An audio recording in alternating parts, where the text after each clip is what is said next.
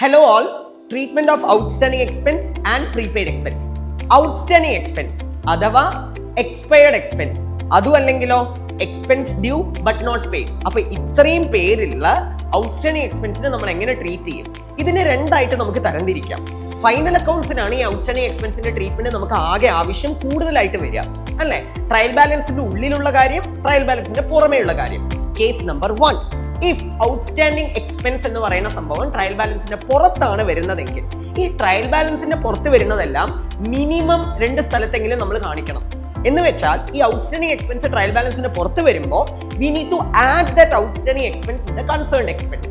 Example, salary outstanding, you need to add that with salary. Wages outstanding, you need to add wages outstanding with wages. Rent outstanding, rentന്റെ കൂടെ add ചെയ്യും. ഇങ്ങനെ concerned expense ആയിട്ട് നമ്മൾ എന്ത് ചെയ്യണം? Outstanding എക്സ്പെൻസിനെ add ചെയ്യണം. അങ്ങനെ മാത്രം ചെയ്താൽ മതിയോ? ഒട്ടും പോരാ. അതിനെ നമ്മൾ ബാലൻസ് ഷീറ്റിന്റെ ലയബിലിറ്റി സൈഡും കാണിക്കണം. ബിക്കോസ് ഇനിയും കൊടുക്കാനുള്ള ചെലവാണ്, കൊടുത്തു തീർന്നിട്ടില്ല. So it is of the nature liability. അപ്പോൾ ട്രയൽ ബാലൻസിന് പുറത്ത് വരുന്നതെല്ലാം മിനിമം 2 സ്ഥലം. ഇനി അല്ല ഔട്ട്സ്റ്റാൻഡിംഗ് എക്സ്പെൻസ് ട്രയൽ ബാലൻസിന്റെ ഉള്ളിലാണ് വരുന്നതെങ്കിലോ വെറും ഒരേ ഒരു സ്ഥലത്ത് മാത്രം കാണിച്ചാൽ മതി. ബിക്കോസ് ട്രയൽ ബാലൻസിന്റെ ഉള്ളിൽ വരുന്ന കാര്യങ്ങൾ ഒട്ടുമിക്ക കാര്യങ്ങളും ഓൾറെഡി അഡ്ജസ്റ്റഡ് ആയിരിക്കും. അപ്പൊ നമ്മൾ അത് നേരെ ബാലൻസ് ഷീറ്റിന്റെ ലയബിലിറ്റി സൈഡ് മാത്രം കാണിച്ചാൽ മതി.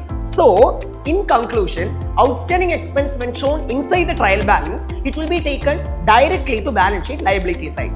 Done. Now next thing, prepaid expense അഥവാ unexpired expense. സമയമാവണേന് മുന്നേ തന്നെ കൊടുത്ത ചെലവ്. സമയമായിട്ടില്ലല്ലോ, സമയമായിട്ട് കൊടുത്താൽ മതി. അപ്പൊ എന്ത് ചെയ്യണം? ട്രയൽ ബാലൻസിന്റെ പുറത്ത് വന്നാൽ എന്ത് ചെയ്യും? ട്രയൽ ബാലൻസിന് അകത്ത് വന്നാൽ എന്ത് ചെയ്യും? When prepaid expense is shown outside the trial balance, trial ബാലൻസിന്റെ പുറത്താണ് പ്രീപെയ്ഡ് എക്സ്പെൻസ് വരുന്നതെങ്കിൽ അത് കൺസേൺഡ് എക്സ്പെൻസ് എന്ന് കുറച്ച് കാണിക്കണം. ഉദാഹരണം, ഇൻഷുറൻസ്, പ്രീപെയ്ഡ് ഇൻഷുറൻസ് എന്ന് പറയുന്ന സംഭവം ഇൻഷുറൻസ് എന്ന് കുറയ്ക്കണം.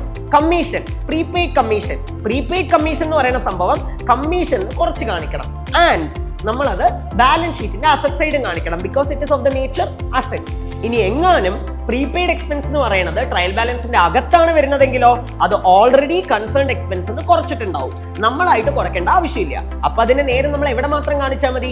ബാലൻസ് ഷീറ്റിന്റെ asset side. So to sum up, outstanding expense when shown outside the trial balance, you need to add it with the concerned expense and balance sheet liability side. When it is shown inside the trial balance, you need to directly take it to the balance sheet liability side. And what about prepaid expense? When it is shown outside the trial balance, you need to deduct it from the concerned expense and balance sheet asset side. And what if it is given inside the trial balance? It has already been deducted from the concerned expense, so you will directly take it to the balance sheet asset side. ഇങ്ങനെ കാര്യങ്ങൾ കുറച്ചുകൂടി easy ആയിട്ട് പഠിക്കണോ? Join entry element.